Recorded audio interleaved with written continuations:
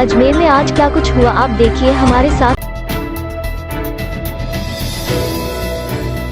श्री भगवान महावीर सहायता समिति जयपुर के सौजन्य से सोमवार से 2 दिवसीय निःशुल्क दिव्यांग उपकरण चिन्हीकरण शिविर जिला परिषद में आयोजित किया जा रहा है, जिसका शुभारंभ सुरेश सिंधी लोकपाल महानरेगा जिला परिषद अजमेर के मुख्य आतिथ्य में तथा कर्ण सिंह जोधा के मार्गदर्शन में किया गया। सुरेश सिंधी ने बताया कि श्री भगवान महावीर विकलांग सहायता समिति द्वारा दिव्यांगों के हित में जो ये कार्य किया जा रहा है वह प्रशंसनीय है। समिति के संभाग कोऑर्डिनेटर सुरेश मेहरा ने बताया कि 2 दिवसीय दिव्यांग उपकरण चिन्हीकरण शिविर में अजमेर शहर के समस्त दिव्यांगों का चिन्हीकरण कर सूची तैयार की जा रही है, जिन्हें आगामी दिनों में बजट आने पर एक विशाल वर्कशॉप लगाकर हाथों हाथ उपकरणों का निःशुल्क वितरण किया जाएगा। वितरण शिविर में लगभग 2000 दिव्यांग उपकरणों के वितरण का लक्ष्य रखा गया है, जिसमें से अब तक 1500 उपकरणों का चिन्हीकरण कर लिया गया है। 2 दिवसीय चिन्हीकरण शिविर का समापन मंगलवार को श्रीमती सुशील कंवर पलाड़ा जिला प्रमुख जिला परिषद अजमेर के कर कमलों द्वारा किया जाएगा। दिव्यांगों को राहत प्रदान करने के उद्देश्य से एक बार फिर वृहद स्तर पर श्री भगवान महावीर विकलांग सहायता समिति की ओर से आगामी दिनों में पटेल मैदान सूचना केंद्र या फिर चंद्रवरदाई के खेल मैदान पर लगेगा। शिविर पूरी तरह सफल रहे, इसके लिए संभाग कोऑर्डिनेटर सुरेश मेहरा अपनी टीम के साथ जुटे हुए हैं। अलग अलग संस्थानों में जाकर दिव्यांगों को चिन्हित करने का काम किया जा रहा है। अब तक लगभग 1100 दिव्यांग चिन्हित की जा चुके हैं, जिन्हें उपकरण का वितरण किया जाएगा। इससे पूर्व सोमवार 4 नवम्बर को जिला परिषद में कैंप का आयोजन किया गया, जहां दिव्यांगों की सूची तैयार की गई। वहीं 5 नवंबर को भी शिविर आयोजित होगा। इस बारे में सुरेश मेहरा ने जानकारी दी। उन्होंने कहा कि संस्था का उद्देश्य यही है कि कोई भी दिव्यांग उपकरण से वंचित न रहे। अजमेर विश्वविख्यात दरगाह के सामने से गंदे पानी के बहन की समस्या को लेकर सोमवार को दरगाह क्षेत्र के निवासी और संस्थाओं के प्रमुख महापौर से मिले और समस्या से निजात दिलाने की गुहार लगाई। क्षेत्र वासियों ने बताया कि ख्वाजा साहब की दरगाह के बाहर नल का पानी सड़क पर बहता है, जिससे आने जाने वालों को बाधा उत्पन्न होती है तथा गंदे पानी से गुजरकर अकीदतमंदी को दरगाह में प्रवेश करना पड़ता है, जिससे अजमेर की छवि भी देश भर में धूमिल हो रही है। मेयर ब्रजलता हाड़ा ने क्षेत्र वासियों की समस्या के समाधान के लिए स्वास्थ्य अधिकारी को तलब कर हिदायत दी कि दरगाह के बाहर गंदे पानी को रोका जाए और जिन दुकानदारों ने अतिक्रमण कर नाले को बाधित कर रखा है उनके विरुद्ध कार्रवाई की जाए। स्वास्थ्य अधिकारी ने बताया कि दरगाह के सामने से नाला में आए दिन गंदगी जमा हो जाती है तथा दुकानदार अपनी दुकानों का कचरा भी नाले में डाल देते हैं। ऐसे दुकानदारों के विरुद्ध नियमित कार्रवाई की जाएगी और दुकानों के बाहर नाले पर किए गए अतिक्रमणों को भी हटाया जाएगा। क्षेत्रवासियों ने इस बात पर भी नाराजगी व्यक्त की कि क्षेत्र में सफाई व्यवस्था नियमित नहीं हो रही है, जिसकी वजह से भी दरगाह बाजार नाला बाजार में गंदगी व्याप्त रहती है।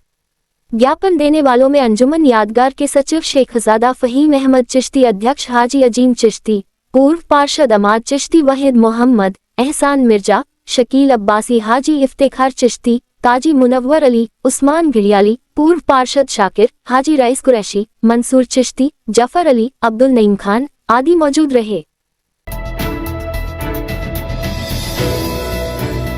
अजमेर रेंज के डीआईजी ओम प्रकाश ने सोमवार को रेंज के आमजन के लिए अभी सुनवाई करने की भी घोषणा की है। डीआईजी ओम प्रकाश ने प्रेस वार्ता में बताया कि कई परिवादी दूर दराज के क्षेत्र में रहते हैं, जहां से उनके कार्यालय तक आने में परिवादी का बहुत समय खराब होता है और कई बार आने जाने की परेशानी को देखते हुए परिवादी उनके कार्यालय तक नहीं पहुंच पाता है। ऐसे में परिवादियों की सुनवाई अच्छे से हो सके, इसलिए उन्होंने महीने के पहले और अंतिम शुक्रवार को ही जन सुनवाई करने का फैसला किया है। इसके लिए उन्होंने व्हाट्सएप नंबर 8764853020 भी जारी किया है, जिसके माध्यम से आमजन जन सुनवाई में शामिल हो सकते हैं। साथ ही परिवादी जन सुनवाई के दौरान पुलिस थाना, सीओ कार्यालय व एसपी ऑफिस से भी वीडियो कॉलिंग के जरिए जन सुनवाई में शामिल हो सकता है।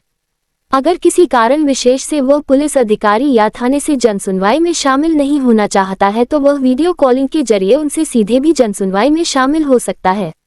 निश्चित रूप से डीआईजी ओम प्रकाश की इस पहल से अजमेर रेंज के आमजन को काफी राहत मिलेगी। आस्था, सामाजिक समरसता, साधना, आराधना और सूर्योपासना का महापर्व डाला छठ की तैयारी शुरू हो चुकी है। मैथिली भोजपुरी छठ पूजा एकता समिति के अध्यक्ष संजीव मिश्रा ने बताया कि मूलतः जयपुर में बिहार के प्रवासियों की बड़ी आबादी निवास करती है।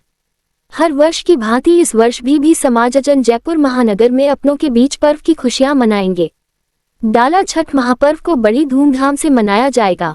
जगह जगह साफ सफाई करके जलाशय बनाने की तैयारी की जा रही है।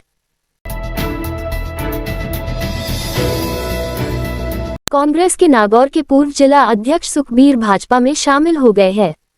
वे पूर्व में जिला परिषद के सदस्य भी रहे हैं। भाजपा की प्रदेश अध्यक्ष मदन राठौड़ और पूर्व लोकसभा प्रत्याशी ज्योति मिर्धा की मौजूदगी में उन्होंने पार्टी मुख्यालय में भाजपा की सदस्यता ग्रहण की है।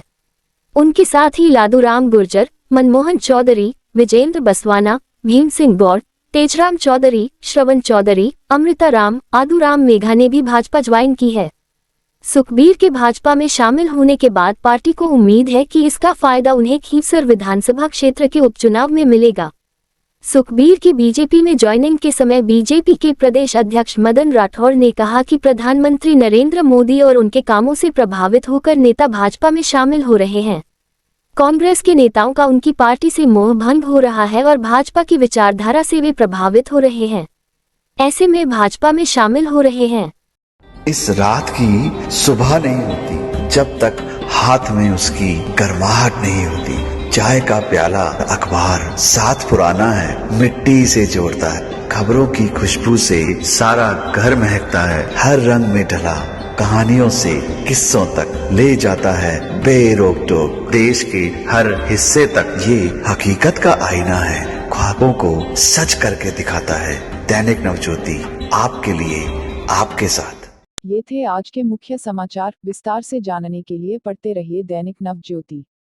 दैनिक नवज्योति के YouTube चैनल को सब्सक्राइब करें और ताज़ा अपडेट के लिए बेल आइकॉन दबाएं।